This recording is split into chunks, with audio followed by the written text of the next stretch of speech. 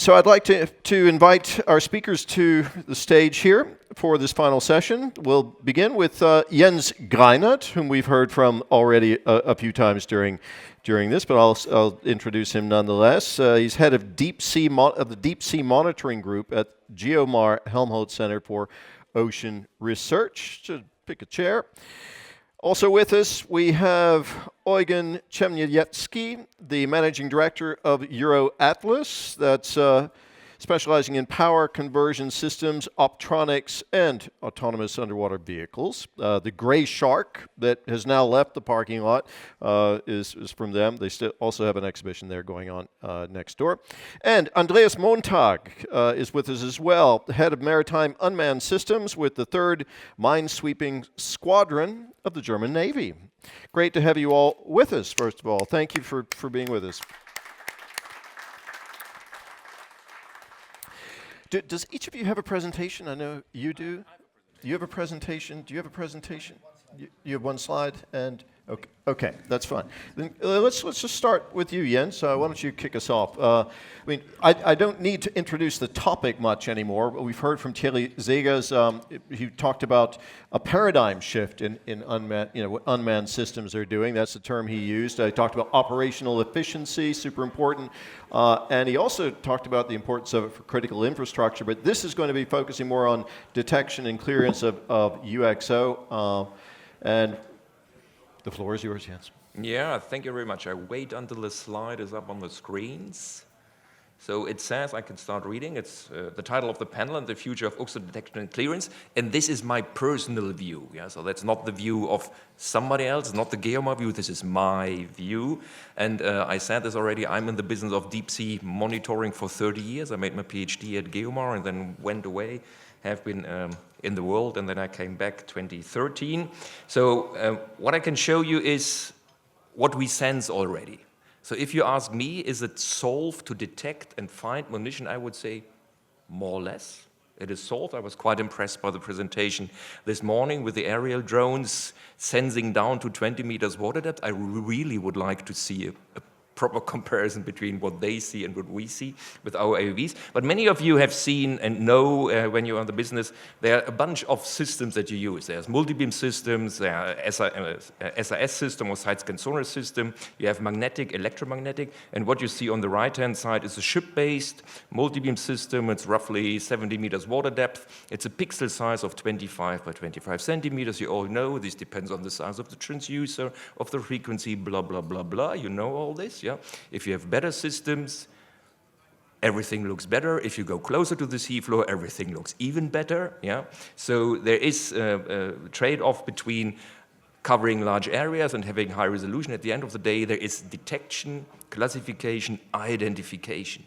And as particularly when you are working in the military, it's nice to know that there is something, but you have to know what is it exactly to do what you need to do. So I think we have the tools at our hand to do this.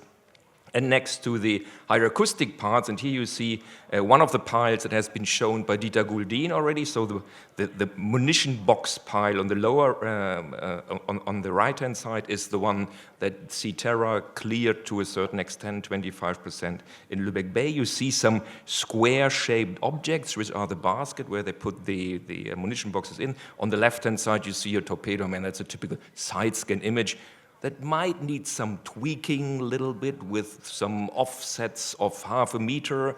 But if you have a cell size resolution of 5 centimeters and you're half a meter off, it looks already crappy. So, and I think that where I have to say, what the industry does better than the scientists is, you're much better with your accuracy of navigation. At a certain time, we don't care anymore. That's good enough for us. And I'm the leader of the deep sea monitoring group. Typically, I work in 4 kilometers water depth, and nobody cares about 5 centimeters in 4 kilometers water depth. Yeah? We have a pixel size of 35 meters with multi-beam systems.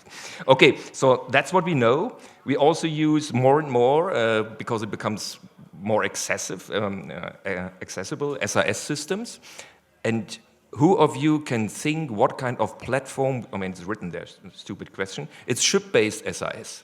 So what we did, we bought an SIS system, and we are building at the moment another deep diving AUV because we want to have full access to everything that the thing can do. Yeah? So we built it ourselves at GEOMAR. So we bought an SIS system, but the AUV is not ready, so we thought, put the SIS in the moon pool of a ship.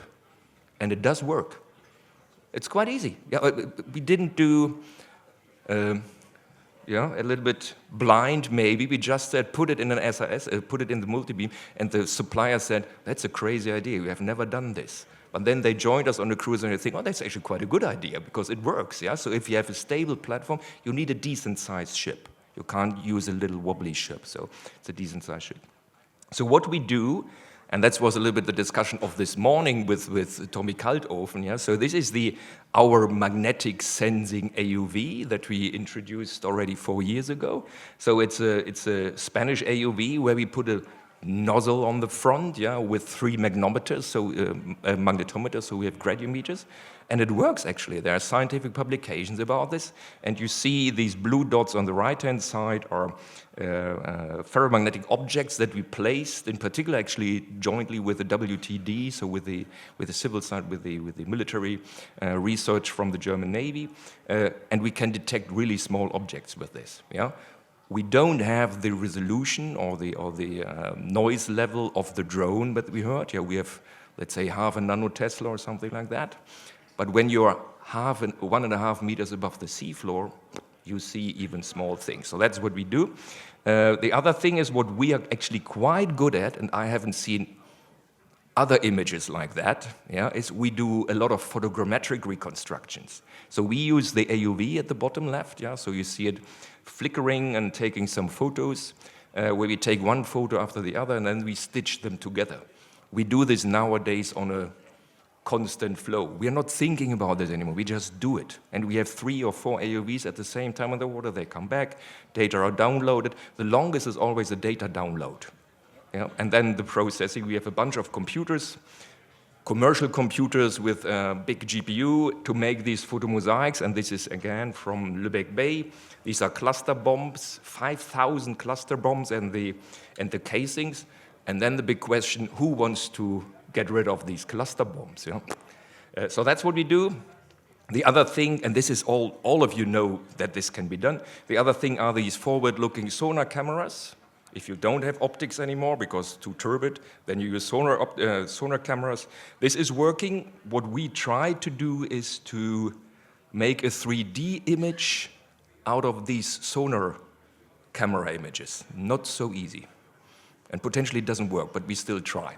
So that's also what is used also as a kind of obstacle avoidance sonar. And that's what I just said. What types of platforms do we have? We have a lot of AUVs, and using AUVs as a vehicle should be a common thing. Yeah, so we had a cruise in March, actually, where we had 4 different AUVs, and they were simultaneously in the water, so from 6,000 meters water depth, the big one, the Abyss, to a very small one, another Girona Sparrows AUV with a side scan and a forward-looking sonar camera.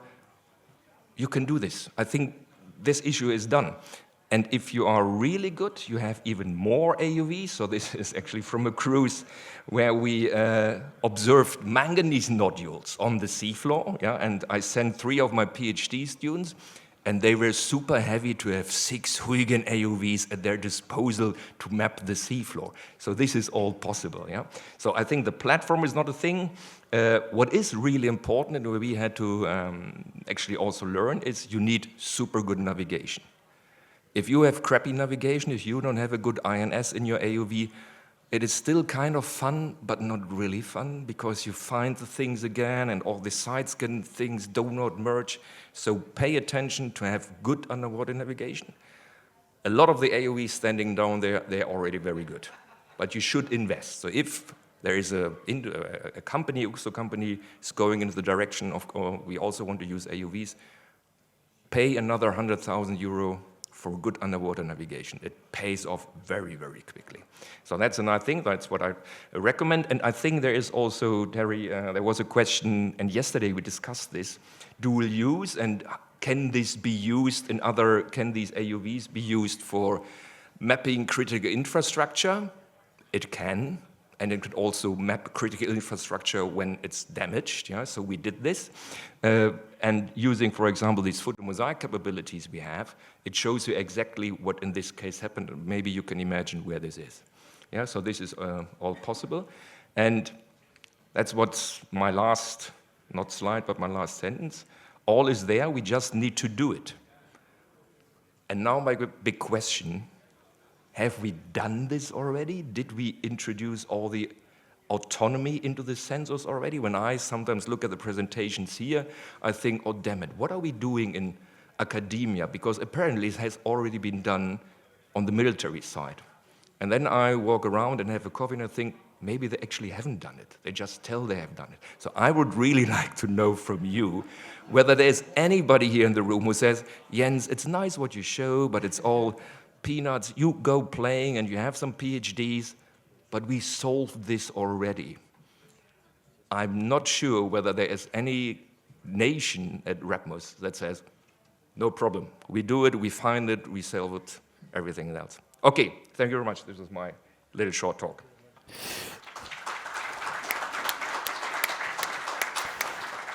Thank you very much, Jens. Eugen.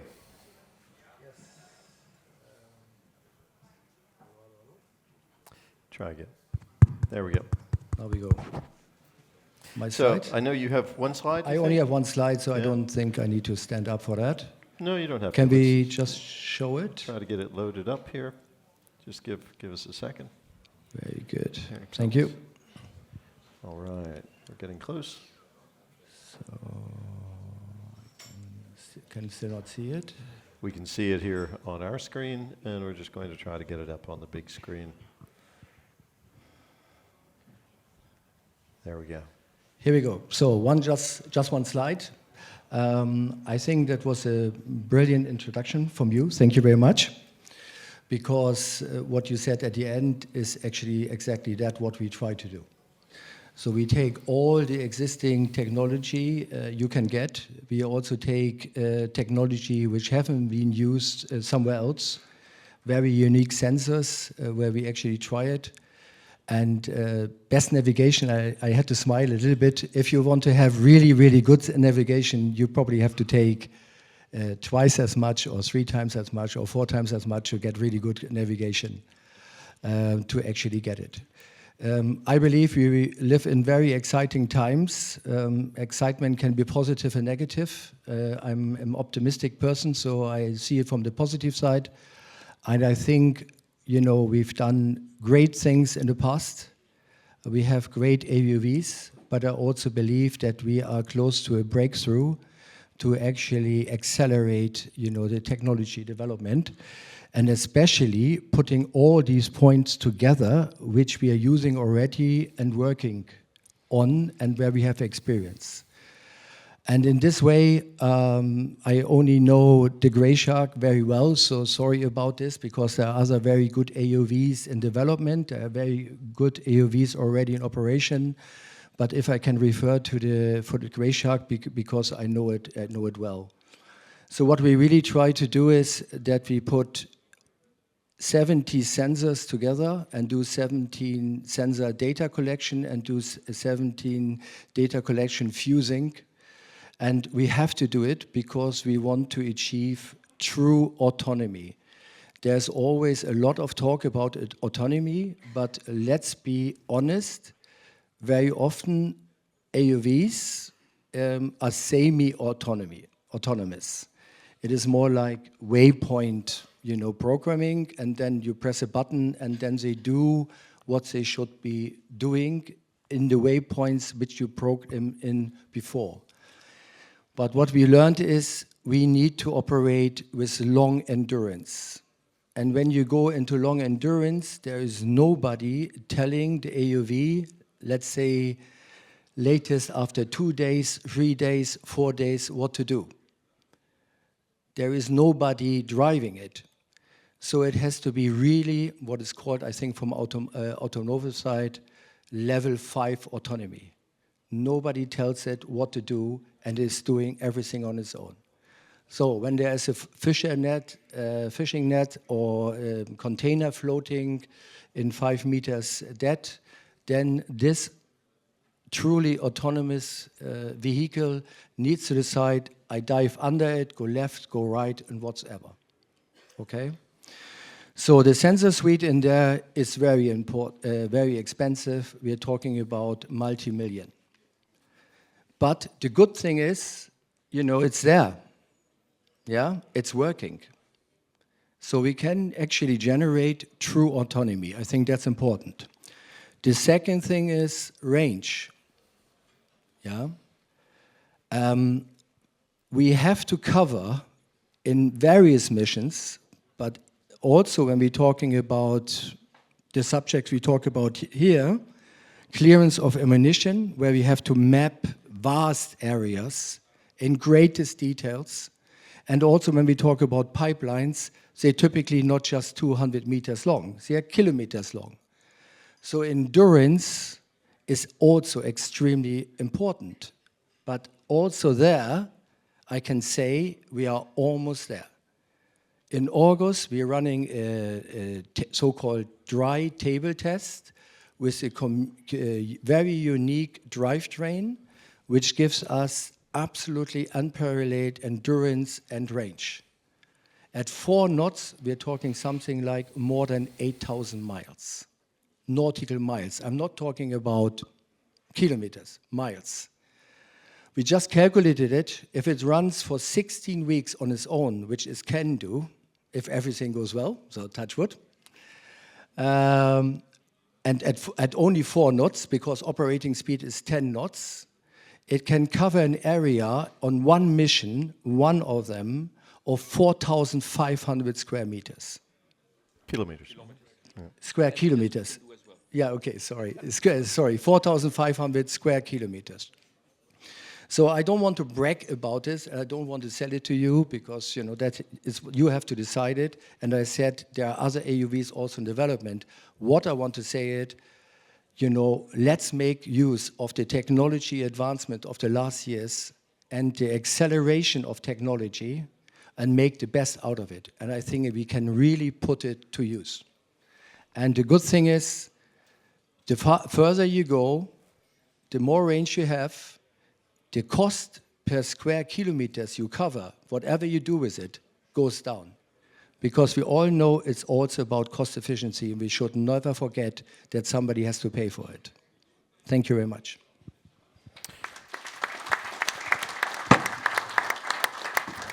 Thank you very much, Eugen.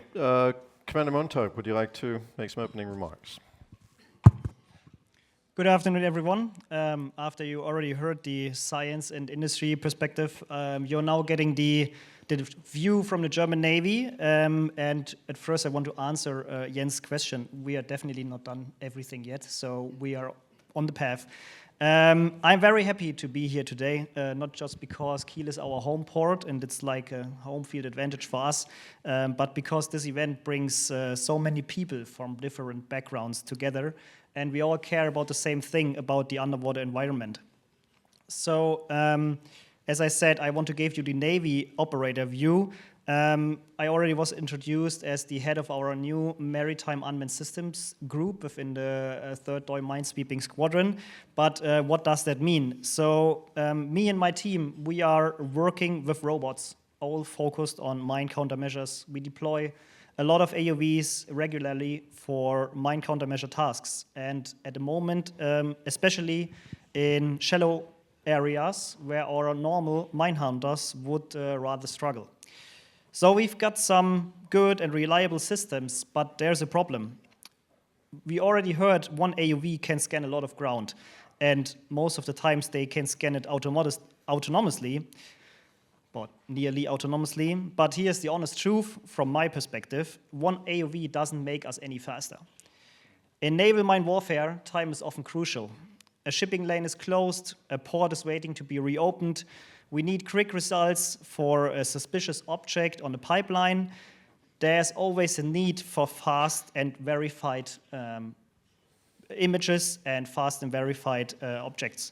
So it gets very tricky because you have an AUV, it collects excellent data, But you still need, as Jens already said, a good classification after a quick survey. You need a valid identification, what is there on the ground. You need sometimes have to reacquire other objects, and you need always a post-mission analysis. And that takes time, and it takes people.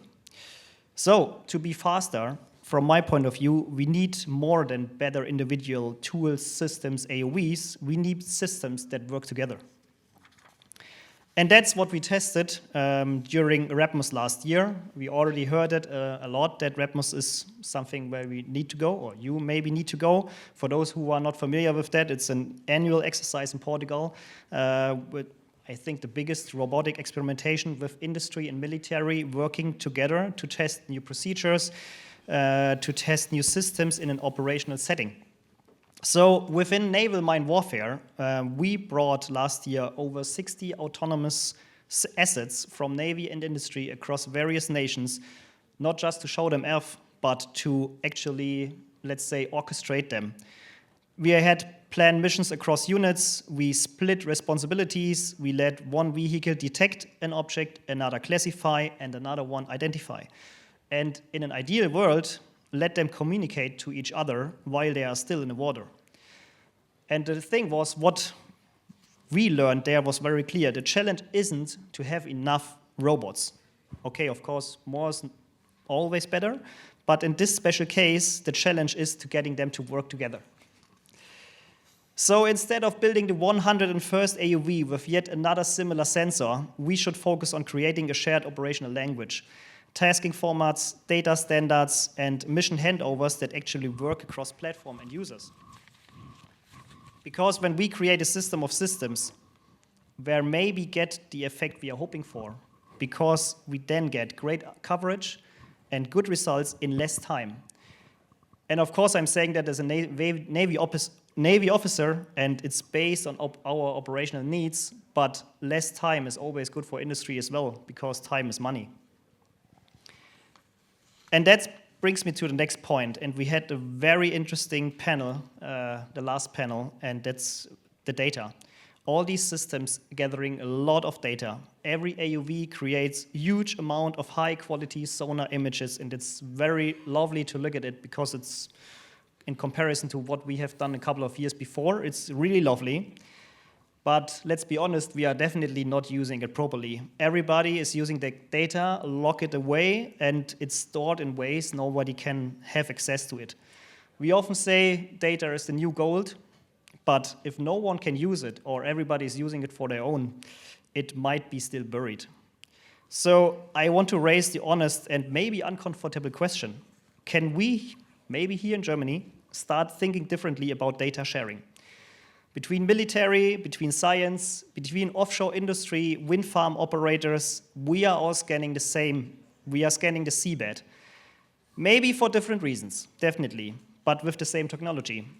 And what if we could align the effort better? What if one sector survey could help another detect anomalies, understand the environment better, or improve automatic recognition?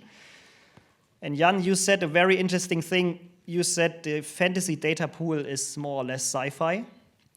I agree to that, partially agree, but I think we have to start somewhere. And maybe we have to start with the underwater area, because of course we have no standardized formats, but maybe we can agree to that we only have 20, not 100, and then we have a way to go. And the other thing, and this is my approach, it all starts with bringing people together, with something like that, the Kiel Munition Clearance Week, or maybe our newly established AUV forum with Jens and his team, where we started to exchange with Federal Police, German Navy, GEOMAR, with engineers from our technical departments of the armed forces, and they are even going at sea with a research vessel next month. So this was unthinkable a couple of years ago, and I think this is the upside what we can have. Data and knowledge sharing is something what we need to do, and we have to start somewhere. I don't say it's easy. I think the potential is there, and we have to explore that. And one thing, and this is very important because there are still some facts about that, unmanned does not mean it's without personnel. It's just that the personnel is somewhere else, and this is very specific for military. We still need people for planning, deployment, monitoring, recovery, post-mission analysis, and maybe maintenance. That effort doesn't go away. It just shifts to somewhere else. So, which means we don't reduce personnel, we change how and where they work. And to summarize my opening points, I think, and I said that, the real power of unmanned systems doesn't lie in one single unmanned system. The real power lies in collaborative operations. Collab planning, autonomous handovers, like it was presented by Evologics, and the possible skills of the Grey Shark, working from a sharing picture. And if we manage that, then we are getting better across platforms, across users, across domains, across military, industry, science. And then we are getting in maritime operations overall a lot better. And this is where I think we should have heading to. That's it. Thank you.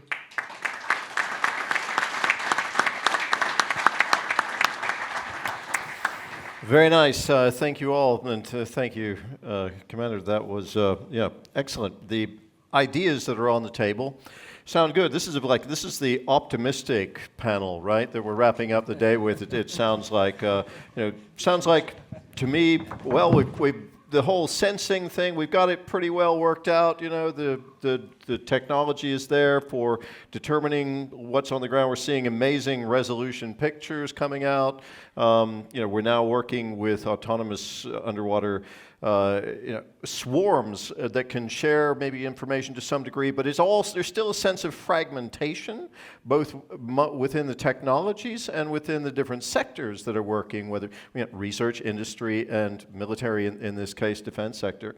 But as you pointed out, Commander, you all want the same thing, right? I mean, to some degree. You might have different interests, but you're trying to get the same thing. So, potential for cooperation, potential for overcoming the fragmentation and achieving, agreeing on some basic standard, maybe instead of 100, as you pointed out towards the end, maybe just a handful also for what we heard in the previous panel, to try to get some sort of uniformity in data and sharing and all of that. I'm just wondering, to what degree is there cooperation developing among the platforms, even within research, you're using multiple platforms, okay?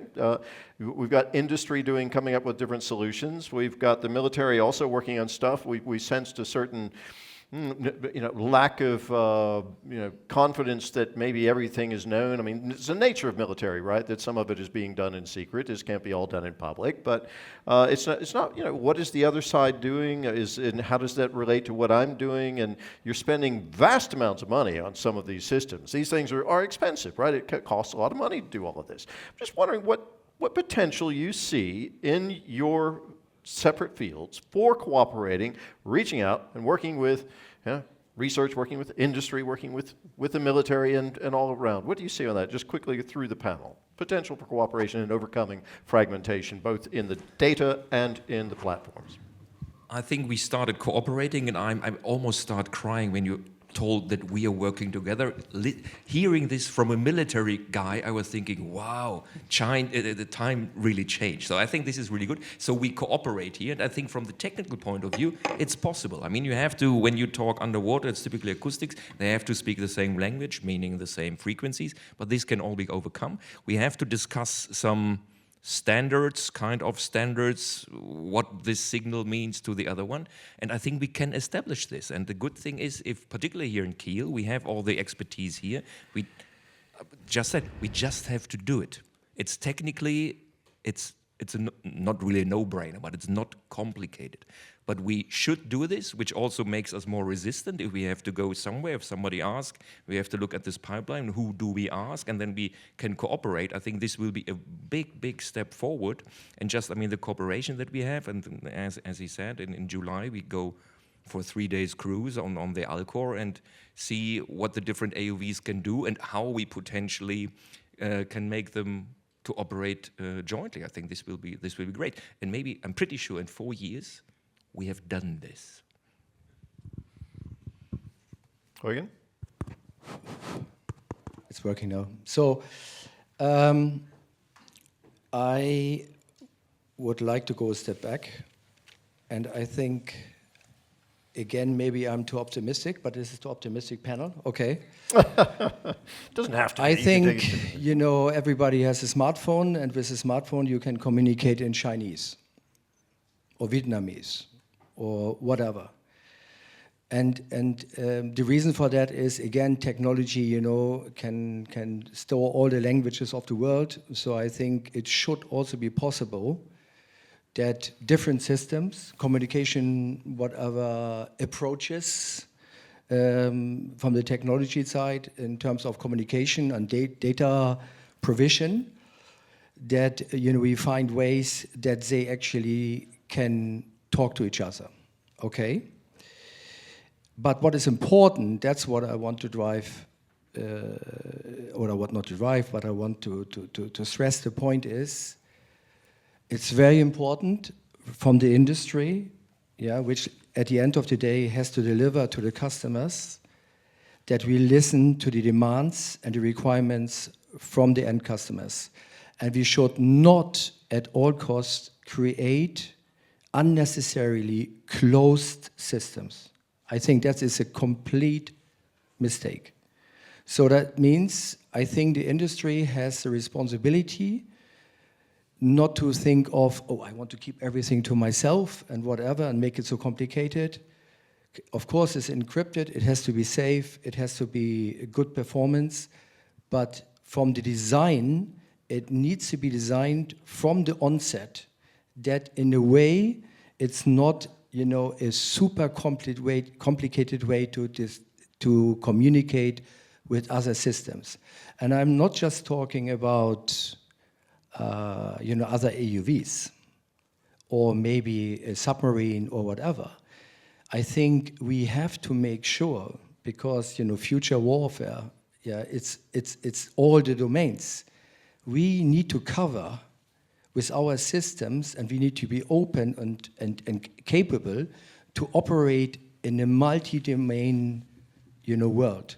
And it's our industry responsibility to do everything possible to make that happen, that whoever the end user is doesn't have the problems of communication.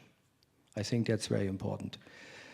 One other small thing is, it also, in my opinion and our opinion, important, there is no point with AI-driven tools and computing power which is available to leave everything at the operators when they receive whatever 15 gigabyte of seabed data. It has to be the responsibility, again, of us within our systems already make the first decisions and clusterings and identification and deliver to operators on various levels, whatever they want, the data in the chunks where you can actually take decisions within split seconds, because time is of essence, as we heard already. So again, I think technology can provide that. Of course, you can get the raw data as well if you like, for whatever.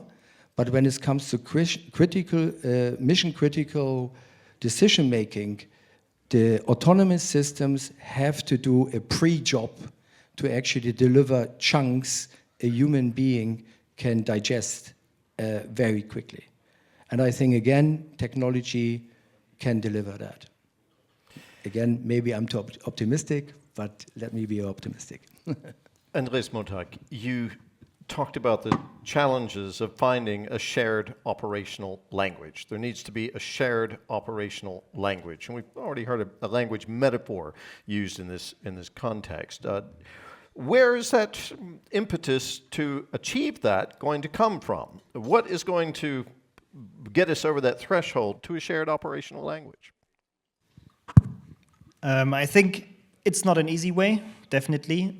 Where does it come from? I think it can only come from cooperation, as you already said, between all these cross-domain industry, military, and science. And I think some forums or some ways what we already have is RAPMOS. It's something like that. And we need to make even more progress in that.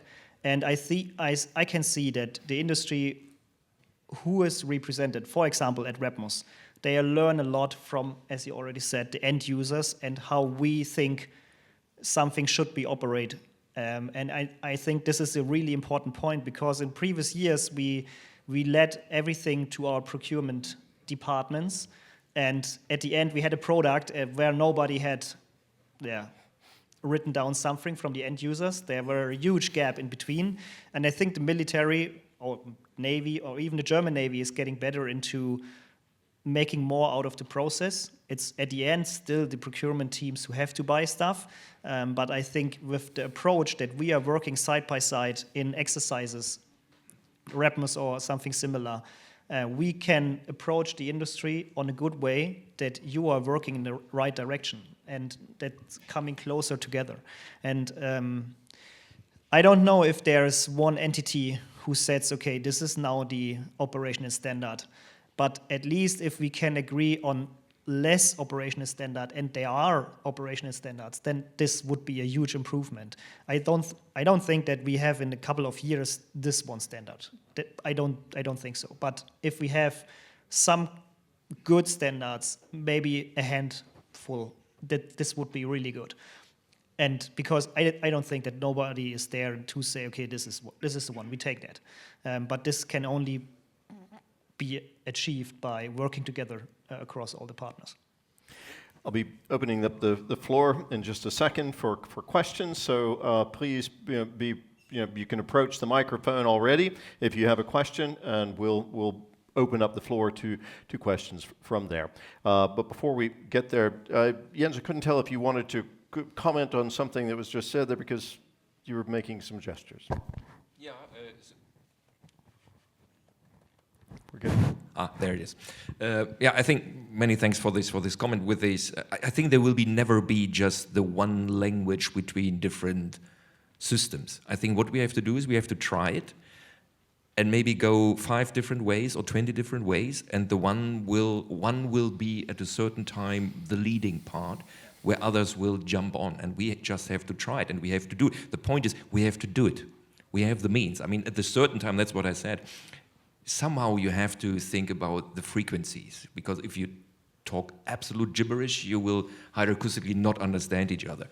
But if we say, okay, a little bit more broadband so that we understand, I don't know, from 18 to 38 kilohertz or whatever, this can all be solved. And then we need some kind of language that we are talking, and start with simple things. Hello, here I am. Are you there? Yes. Okay, I understood you. And then send some coordinates. That's the first thing that we have to say.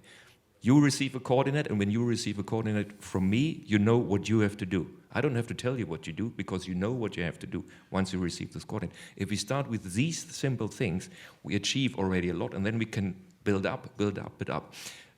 So I'm a German, and I know that Germans like to engineer things. They also sometimes tend, my feeling, to over-engineer things. They engineer and forget to put things in the water and actually test it. And then in the 10 years they engineered something, somebody else did already something differently. So I think we have to test way quicker. We have to be way more agile in these things, because everything develops so quickly. We simply have to keep up. And I think that's a good example of what's happening in the Ukraine. I mean, they're accelerating super quick because they have to do. And they don't care whether they just use a tie wrap and tape. They do it. And if you want to build a nice system like looks fancy and gray and shiny, you can do later on. But the first thing is it has to work. And if it looks like Frankenstein, then it looks like Frankenstein. Who cares? Yeah, but doing it, that's the important thing. And that's why I'm so happy that we cooperate. And it would be so lovely to have one of these Spanish AUVs that we have talking, because they have the same acoustic modem, talking to an Atlas system. And I think the REMOS, doesn't it also have something similar? I mean, how cool would that be?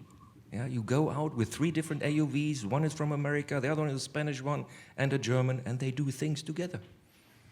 It's not so far away. And we take your big gray shark as the leading part as well. Okay. Thank you very much.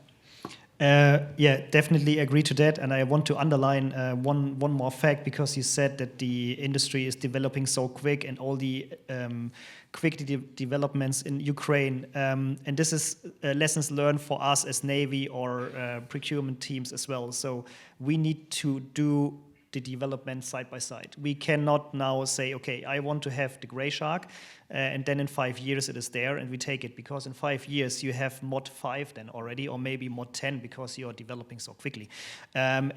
So we have to buy the first one, test it, make operational use out of it, and then we both learn from it, because maybe you didn't even think about the stuff what some Navy or some operators want to do with it, and then we both learn from it, and then we buy number 2, 3, or 4 or whatever, and then we don't have a system 5 at one time and then it's outdated a couple of years later. So this is something what I realize what we need to do, and I have the feeling, maybe from my bottom line perspective, but I have the feeling that we are getting there and getting better, even in the Navy and the procurements. We heard a keynote just before us coming from the European Commission, from the Directorate for Defense Industry and Space, I think is what it's called. The European Union, we do not live in a federal Europe, right? This is not a federal Europe yet. That's not how this system works. What we've ended up with in the defense industry are tons of different platforms for the same sort of thing, even though almost all European countries, European Union member states, are part of NATO, and interoperability is really important. I'm just wondering, because we heard Thierry Zegas mention this system of systems paradigm that they're aiming for. They have multiple projects, we're working on it. Just wondering, where are we going in the European Union with this? This is Germany right now. So Germany is about to have the most incredible budget for developing infrastructure and defense, these sectors. We're talking 500 billion euros for one, 500 billion for another. There's going to be considerable money going into this sector. I'm just wondering where things are going to be happening in the European Union. If I were to go shopping for autonomous systems in 5 years for mapping underwater, whatever it may be, for the purpose of, say, critical infrastructure, because I want to put in a wind farm or a pipeline or a communications cable, I'm going to invest in that, and I really need this technology. And what would I find on the market? Would I find then, do you think, in 5 years, like a plethora of platforms that I'm going to have to sort out? Okay, what sensors are on this one, and can it talk to that one? And is this going to be a Tower of Babel for the industry that we're talking about, for this sector? Or how are we going to overcome that? Because I sense it going in this direction. I know it's the same question that I asked at the beginning, but it's where we're going with this. And I'm just wondering, at the potential at European Union level, surely the European Union could get together on this? Okay, I think this is a very important question, and I heard this question already on some other panels. Also, I attended on other, conferences. When we compare ourselves in Europe with, let's say, the USA, so the big blocks right now, power blocks, the USA and China, they don't have this problem. And I'm an industry man, and we are talking about efficiencies and inefficiencies. And truly what we do in Europe, to be frank and open, is super inefficient. Really, really bad. When we talk specifically about the AUVs, this is a developing market. We had some, let's say, pioneers, like the Blue Whale, anyway, the Sea Cat, and so on and so on. But with the Ukrainian war, the interest got really, really big. And also a lot of companies are going into the market. When we talk about the next 5 years, in my opinion, and I don't know what the reality will be, there won't be hundreds, but there probably will be dozens of offerings all over the place. Will market forces sort that out, you think? I think that's the speciality of Europe, coming back to inefficiencies. Market forces should sort it out because it's super inefficient. But I think it will be then 10 years later a mixture of what we see already with big systems, right? A frigate here, a submarine there. We have Fincantieri, we have Navantia, we have cooperation only in a way between the Norwegians and the Germans. And this is super inefficient, and that's not good. And I see probably the same with the AUV market. Some of the offerings will disappear for whatever reason. Some of them will be bought by big corporations because they want to have also an AUV offering. There will be some consolidation, but I'm pretty sure there will be national or binational or triple national solutions like we see already here with all the military systems we have. I have an idea, I don't know, but I always liked the way the Americans tackled that, especially, I think, during the Second World War. It's only an idea. I don't know if it's a good idea or a bad idea, but I think it should be driven by the European Union because we need economies of scale. We are potentially will be attacked by somebody who doesn't have the problem, and then we suddenly need something like 1,000 tanks and not 50, okay? So what the Americans did, and I like this system, is you have a tender, and let's say you want to have a new rifle, and then you have Colt, and then you have whatever, all the guys, and then you have 3 people who actually want to win the tender, and 1 company wins the tender. However, who participated in the tender, first of all, get paid for it, and secondly, gets a license from the winner. So therefore, competition doesn't go away. You still keep them going, the companies, that for a new tender, for new technology, somebody else can win, but you get standardization and you get the economies of scale. Interesting. And I think, why can we not just do this here in Europe with all the big system and small systems and whatever we want to buy? And truly, I believe we have to do it. We have to do it, otherwise, we will stuck with 50 units here, 100 units there, different systems. That's not good, in my personal opinion.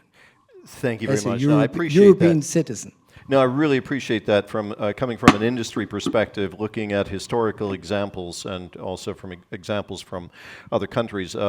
Fragmentation within the European Union, failure to achieve unity in developing technologies, and despite a stated quest to achieve greater systemic sovereignty, as it were, also in a competitive sense. I don't want to keep our question waiting here. I'm so glad that you've approached the microphone. So please, the rest of the panel, if you have thoughts on what we were just exploring there, save that thought, and we'll bring in this question right now.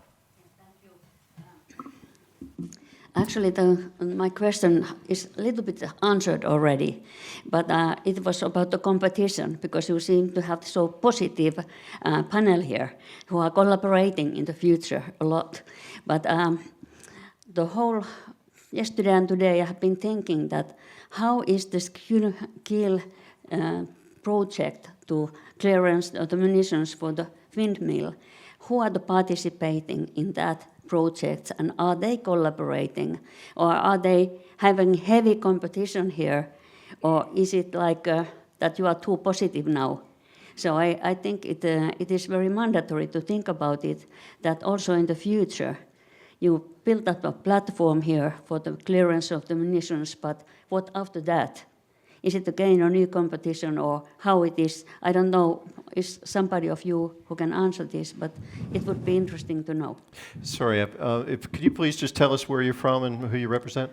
I'm Paula Vanninen, and I'm from Litko Group, and I'm also from University of Helsinki. Thank you. So maybe I can say something to it. I mean, this is you were referring to the immediate action program. So of course there was strong competition, and I mean some people are sitting here, but they are talking. They have coffee together. There's one sitting just 2 rows behind. There's the other one sitting. Of course, there's competition for winning the tender about should we remediate this pile or that pile. There was also the idea to not have just one company doing it, but have different companies doing it to see the different approaches, because the learning curve was very important for the immediate action program. And once they have the similar part for the building the platform, and then we have to see a little bit. But what I would like to say is also what has been said before. We should not have just one AUV provider that somehow emerged. We have to have this agility, and we have to have these little seedlings that grow, and either they become a mammoth tree or they die. That's nature. As an ecologist, things grow and die, or they survive. You have to let this happen, because you never know whether this tiny seedling all of a sudden becomes a mammoth tree or not until it starts growing. So I think we have to have this multitude of AUV companies, crazy ideas how these things should talk. Yeah, this is also part of science. Where I come from, we like doing this. Yeah, but this is also how you become resilient. If you set everything on one card, you will very quickly die. Yeah, because there's one bloody virus passing by. Yeah, to be in the context. Yeah, and then it's gone. So we have to have this strength, but we should have. When it really comes to all of a sudden building a lot of numbers, that's what you said. We cannot have 50 different tanks. We should be able at a certain time to say, okay, in 3 days, not in 3 days, in 3 months, we have 1,000 tanks. Then people have to come together, and we have to already establish the possibilities to do that. Yeah, and very important to the EU, the willingness, and maybe not to the EU, because the EU wants this, but to the nations, yeah, to the 27 nations in the European Union, to be willing to do that. That's the important part. And I think slowly they are migrating into this, but I mean, Macron already, what was it, 3, 4, 5 years ago, he said, we should have a common European defense agenda. It still didn't happen. Yeah? If we would have done this, or if European Union had done this 5 years ago, I think maybe we would look a little bit better. I think it slowly goes there. But we are not there. But for the AUVs, we should try to cooperate. We should allow still more AUVs to be developed, and they will die or succeed. And those who succeed, like Hydroid in the US, yeah, they simply succeeded because they were good. They were the first, and they put a lot of effort in, and they used it, they put it in the water, and all of a sudden, out of this prototype, you got a Golf. That's what you want. Sometimes you want a Mercedes, but most of us want to have a Golf, and that's where you have to go. Yeah, I think from a Navy perspective, we always need competition, because if we do not have competition, there is not such a possibility as already was described, or as the new ideas, or with a let's say newcomer on the block like Evologics can evolve. So if we only have the big players on the market and they are getting fat and lazy and slow, then we as an end user have a problem. And there are enough of that on the market right now. So I'm really happy that we have small little companies who are growing and bring a bit trouble on the market. So we definitely need that in the future. You know, I'm really glad that we do have a representative of the German Navy on the panel. Jens was just also saying that as well. There are different reasons for that, because just to bring the discussion back to detection and dealing with unexploded ordnance and using autonomous underwater vehicles or semi-autonomous underwater vehicles or automatic underwater vehicles, unmanned, whatever we want to call them. But that's obviously where things are going, right? It's all heading in that direction. The German Navy you talked about procurement, right? You have to purchase systems, and we're now entering a very different environment. The German Navy is entering a very different environment, not just because of a new assessment of the threat level, the threat perception, but also because resources presumably are going to be mobilized into your sector, Commander, that will drive, we would hope, kind of innovation and perhaps also provide an incentive for development of the technologies. So I'm just wondering what potential you see in this changing environment that we've now entered to change the narrative a little bit in terms and the incentives and drivers of technological progress in this space. Good question. And yes, you are right. The German Navy is buying stuff, or we will soon getting new stuff and top-edge technology on the market. And for us, it is definitely a challenge to getting used to these systems. And we need to make an organizational switch, like I said in the opening, that we have to rethink like we are operating. We have to rethink where is our personnel, how we are using them, and this is definitely new for us. But I think we are doing now the right steps in the right direction, that we are getting prepared for that, because we know there's a lot of stuff coming in a couple of years or maybe sooner, and we have to prepare now to make the switch. Nevertheless, there will still be, from a minesweeping perspective, there will still be the old legacy system and the old classic mine hunter who is going far away and doing stuff, and it's the new technology will extend that and will make these systems better. So it's not replacing everything, but we are going both ways, and we are making both ways better with this approach. Are there any other questions from the audience? Yes, sir. So we have, very good. I say audience, it's not an audience. I mean, we're all participants here, right? Yes, hello. Thank you. Thorsten Frey from GEOMAR. Maybe a question to Commander Montag. When we started researching this issue of munitions in the sea here in Germany, like 12-ish, 10 years ago, we found an environment where the Navy or the military in general was rather closed up, didn't want to talk to us too much. And we've discussed a lot, or you have discussed a lot, how GEOMAR and other scientific partners are now working with you. But ultimately, this is Munition Clearance Week. So we also want to look into the future and how we get munitions out proactively. So the experiences that you will be making now and bringing systems into practice, how are you considering then bringing them back into the civil society to make them useful for munitions clearance? Because ultimately, the German Navy will never be the main clearance partner or institution here in Germany. It's just not your task. But to move this into the industry, to move this into the civil EOD services, would be very interested in your position on that.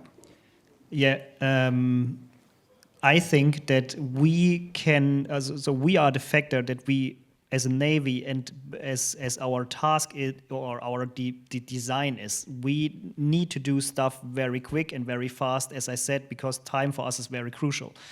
And we have to do everything in a large scale because we want to cover large areas, we want to clear routes.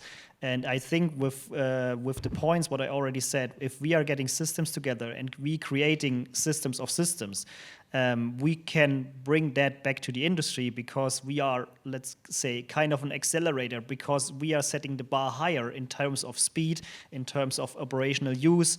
Because if you're asking a military guy, they will always say it have to be very robust, it have to be very easy to use, soldier friendly, we always say, because we do not have engineers who are working with that. And that's why I think it's in an ideal world. We are making things easier, we are making things faster, and then these technology can switch back to the industry or to the not to the industry, to the civil areas.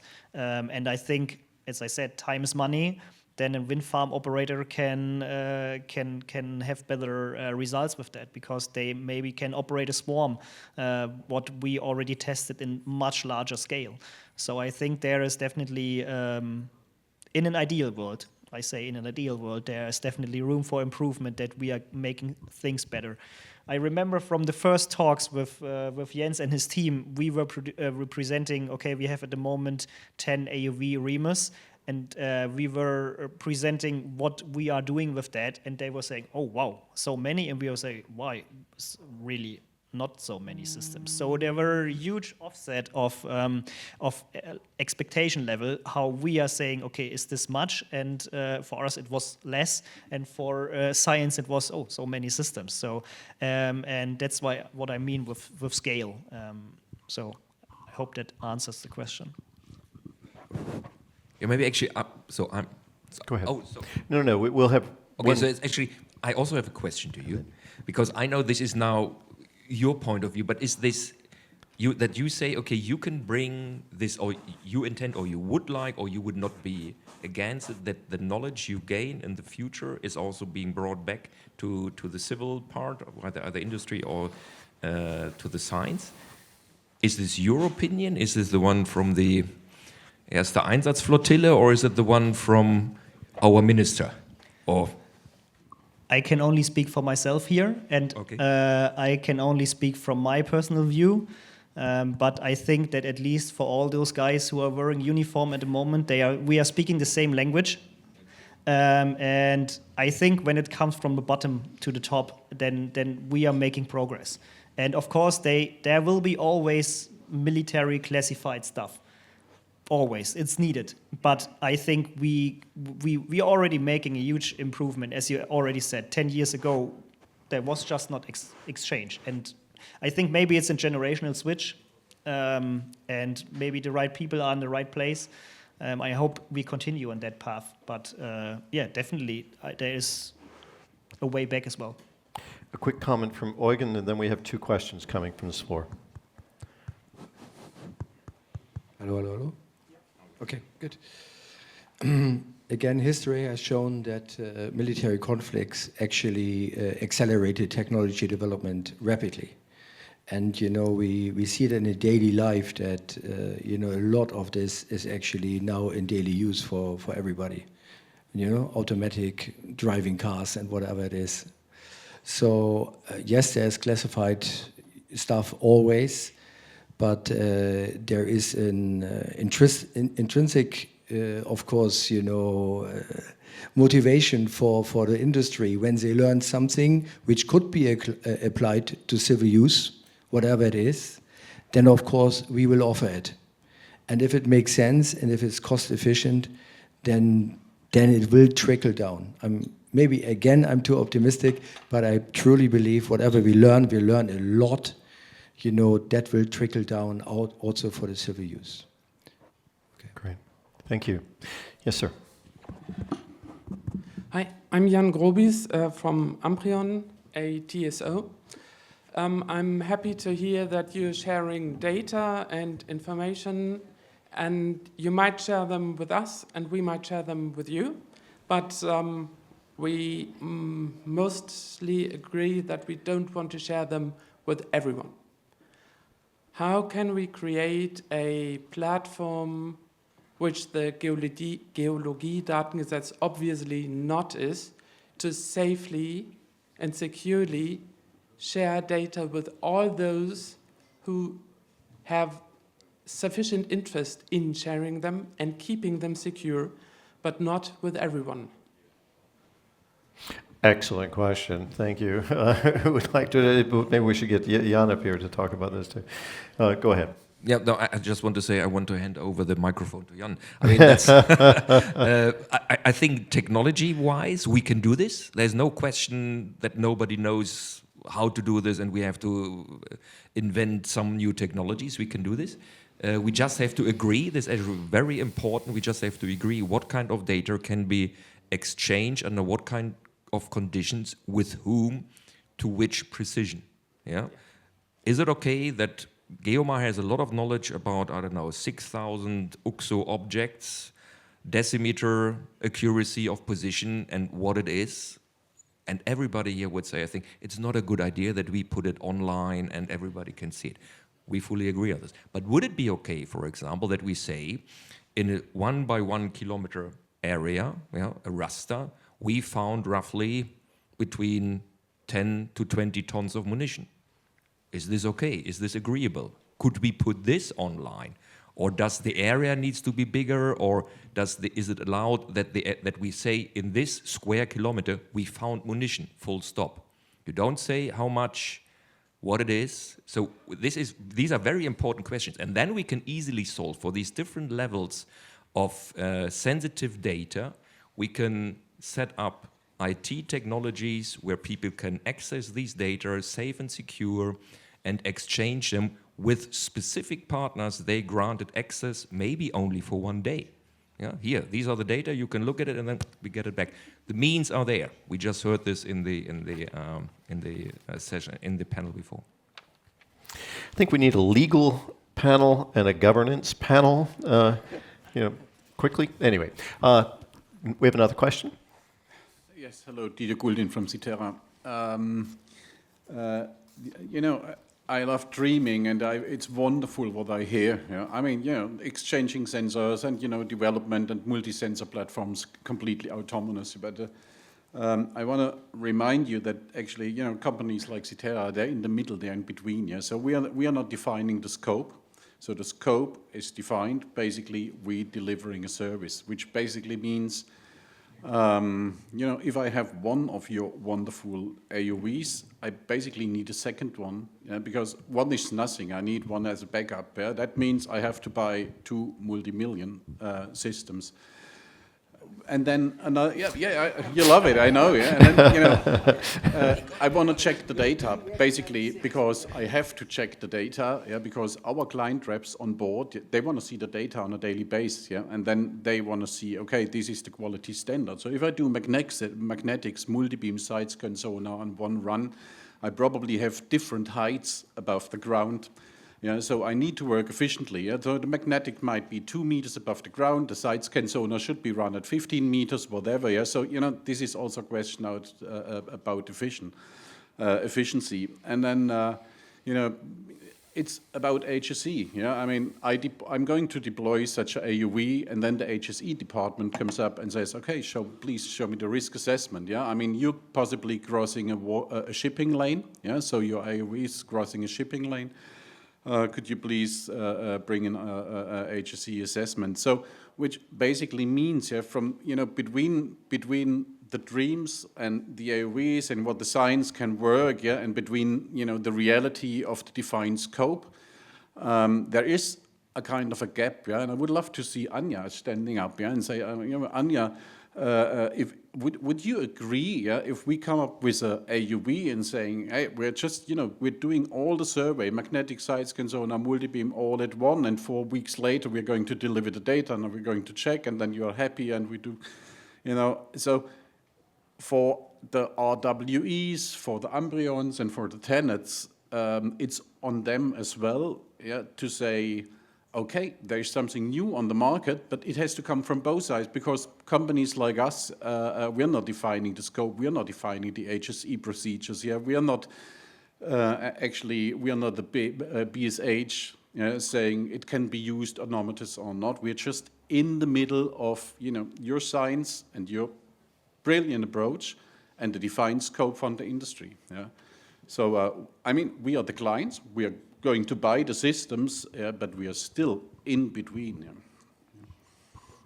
So is there, a question coming out of that, like specifically? Or, I mean, these are all excellent observations and comments. It's fine, it doesn't have to be a question. The question, I'm completely aware, I'm just referring. And so what is the question? Comments are welcome. The question could be, actually, is, on the client side or on the customer side, like Anja started for Tenet or RWE, would they also agree to bring such systems on the market, and or is it just us, they have to commit to those wonderful things, Thank you. Maybe a comment to the comment. So the good thing is we are science, we typically do what we want. Yes. The military is allowed to do what they want. So we are we are a little bit out here. Yeah. So Dieter, you are the one who has to say, oh damn it, I have to look, I have to ask BSH whether we are allowed to do this, and Tenet has to tell you, yes, okay, we agree that you use all of a sudden AUVs. I think we are apparently we are not there yet, but we can show with using these AUVs more and more that they are, I think, really reliable, they are upscalable, and one AUV is nice, but it's a toy. Yeah, I think half a dozen, I always say half a dozen AUVs is okay. I say a dozen is better. Yeah, so go with more AUVs, have them simultaneously in the water, and you get a lot of data, but you can cope with it. So we can do this. And I think sooner than later, but it would be really nice to use today or tomorrow latest to talk to Tenet, hey, imagine you get the crazy idea to use 3 AUVs to do the survey. Would you be happy to agree that these data are conform to your quality control and that you can use them and sell them? I think this is the next important step for clearance, for ramping this up. At the moment, we are still in the, I think we are beyond the trial period, so we can do it. But I think for the industry scale, for your purposes, potentially somebody has to say, yes, I agree, and then set the first case study where you did it. I think then people will see it's possible. Any further comments on this before we go to the next question? Hello? Good. We are spending, I would say, and that doesn't solve the problems completely, but we're actually spending, I would say, minimum 10%, if not 50% of the total budget on paperwork. So we even need to have a recycling, document, and it's only a prototype.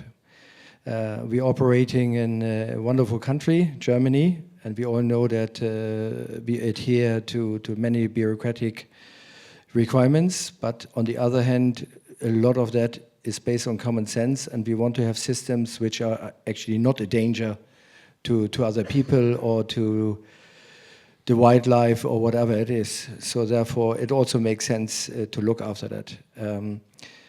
I think the more important question, or what I see, is really, as you said, we should start doing it. We should prepare for it. We should have the paperwork in place, which we can create.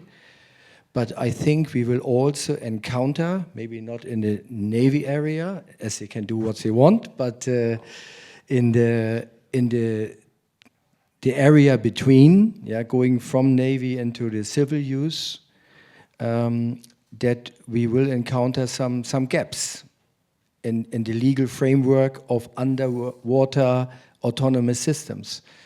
And that is also something we as the industry can only address. But at the end of the day, it's the politicians, it's the politics, it's in a way the society. How do we want to deal with that? And we know all the discussions we had, slightly different subject, but years ago, aerial drones in Germany, weapons or not weapons. It's a huge, huge thing. So, and even cars, autonomous cars, is still not really on the road. So there is still quite a bit to be done to actually, use it full scale for whatever use you want to use it. It's not that simple. Thank you. We have one more question. Yes, sir. My name is Stefan Ramin from Skyborn Renewables, wind farm developer. And my question is going to the same direction like mentioned by Mr. Gouldin. I think the main question for us in our business is costs. And normally we are just doing the common way of UXO survey with the towed equipment and so on. And of course, we're in a very innovative company and of course looking at different options as well. So my question would be, when do you think the AOV technique will be affordable for us? You say it's a good technique, and I think excellent panels here and discussions on this. And we are very convinced. We had a lot of meetings and presentations from AUV suppliers so far, and we are really convinced we want to use this, but the costs are the limiting factor right now. And if I go into the management to say, okay, we have the standard survey operations, and the AOV said, okay, it's okay, but show me the cost. Maybe it's double or 3 times, or even more than that. And I cannot convince our management to use AOVs at this stage. That's quite a statement. Yeah, we can't afford the technology. Great technology, we can't afford it. So, yeah, anyone want to comment on that? So that's kind of like a chicken egg, question, isn't it? What comes first? Again, what probably helps is that we have a dual use situation.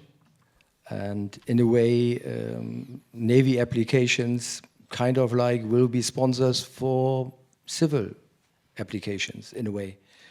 And there's always a breaking point or a break point where it becomes affordable with every new technology. The prototype we built, that's enormous money we put in there. But if you get an order of a dozen, then the cost already probably would come down by 30%. If you have more and more and more, then you have the economies of scales I referred to before. And at one point, it will be also affordable for, let's say, cost-sensitive, applications. But the market is developing so fast, and it's new. I really cannot even guess, when this point will be. But again, I'm optimistic, it will come. Okay. Maybe one little comment on this. I mean, 10 years ago or 15 years ago, we were sitting here and discussing about ROVs. Yeah. Nowadays, you can buy this little blue ROV, which is actually not too bad, for $10,000, something like that. So I think an AUV, because as I said, having an AUV with good underwater navigation, the underwater navigation is the expensive part. It's not the thrusters. That's cheap stuff. And the little computer and the battery, that's all okay. It depends on you. Where do you want to go? What kind of environment you have? I mean, if you really go to strong tidal areas in the North Sea, wow, you need a beast of AUV. Yeah? If you do something in Lübeck Bay, something like this, we have this tiny, small AUV from a Spanish company that is not so expensive with a common good side scan sonar that you can send out, and at the same time you sail with your boat, you have the AUV doing another stretch next to it. So this is efficient. Yeah, so you have 3 people or 2 people sitting on your boat, you tow your side scan and your Mac and everything, and for example you fill in the gaps of your side scan or of your Mac with the AUV. This is where it can go, and you start with one AUV and then buy the next one and the next one. So sorry, there's one more question waiting behind you, and we only have 8 minutes left. So, but thank you very much for that question. What's coming through here is what we heard Eugen say. This is he referred to it as a new, fast-developing industry. So, and achieving economies of scale will happen. There's a sense that this will happen, but we're not there yet. Yes, sir. Hans Andersen, Aarhus University, and from Munirisk and Minesweeper and Munimap. It's a little bit outside this topic because there's all of these discussions, mostly today, has been about conventional munitions and objects that are made of iron that you can detect with these different technologies. We also identify that environmental concerns are significant in this context. And if we really look at this issue, then the dump chemical munitions are actually the most significant known environmental concern about dump munitions in the Baltic Sea today, and has been for decades. So the conventional munitions are the new kids on the block here. And it's great that we got good technologies to start to investigate that more. But I was just wondering, does any of you know anything about technologies to address chemical munitions that have contaminated the sediment? So around Bornholm, we have 10,000 square kilometers of potentially contaminated sediment. What technologies have you ever heard about that address these types of issues, which are, again, the major existing environmental concern about dump munitions?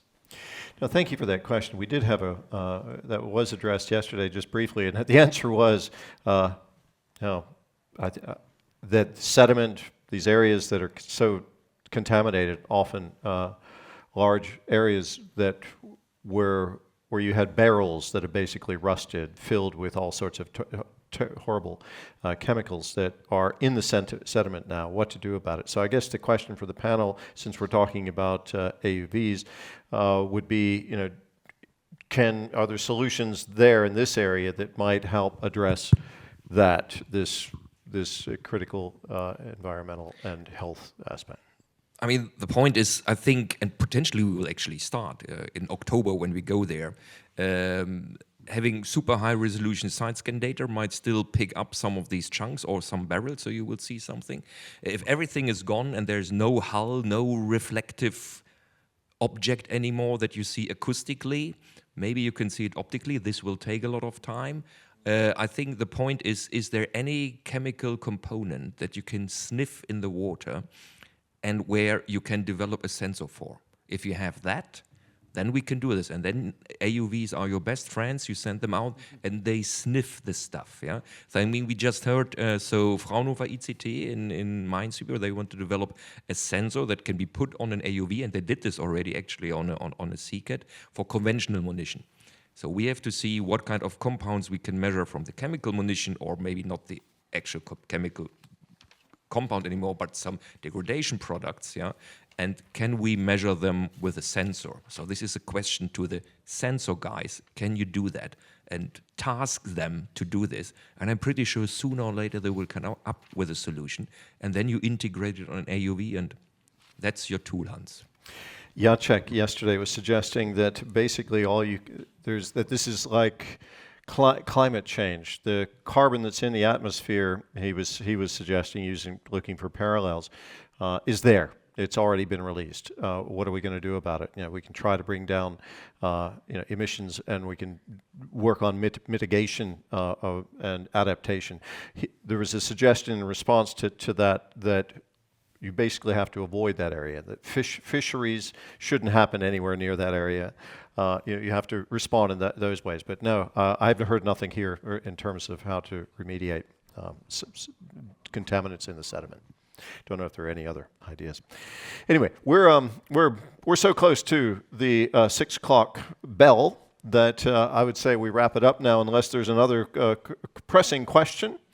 And I would wrap it up just by asking if anyone has any final comments you'd like to leave our audience with on this topic. Commander, starting with you, any last words? Yeah, you were asking a couple of minutes before the question, how does it look like in 5 years? I think in 5 years we have new problems where we can discuss what we can discuss, because a lot of unmanned systems are ahead. A lot of systems are getting bigger, like the Grey Shark. Then we are talking about how can we operate autonomously far away in the other areas where we have difficulties to control them. How can they operate alone? How can we control USVs, which the German Navy maybe gets soon with 25 meters length? So there's a lot of stuff going autonomously on the water, and we are not there yet to understand everything at the moment. So I think in 5 years we have other problems, but have new technology, and I'm quite happy to see it then. Okay. Eugen, any last words? No? Okay. Jens, anything to say? Then we'll wrap it up there. I'm really glad that you brought in, by the way, the question about the sediment at the end, because this is, also just one final thought on that. We talked about detection yesterday. It was also said by Jacek that we can sense it. Yeah, we can sense where it is. We can say, this is this area. We can go through. But he also said that there's the shifting waters, for different reasons, can also move things around a bit, but it makes things very, very difficult to assess and really, really hard to remove. So I think we'll leave it there, and we'll progress on to the fun, even more fun part, which is the networking, and we might even have something to drink and eat, and that would be fun too.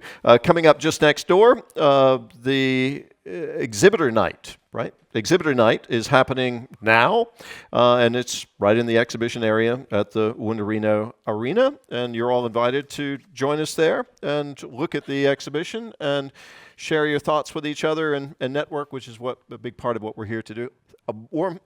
round of applause for our panelists. Thank you.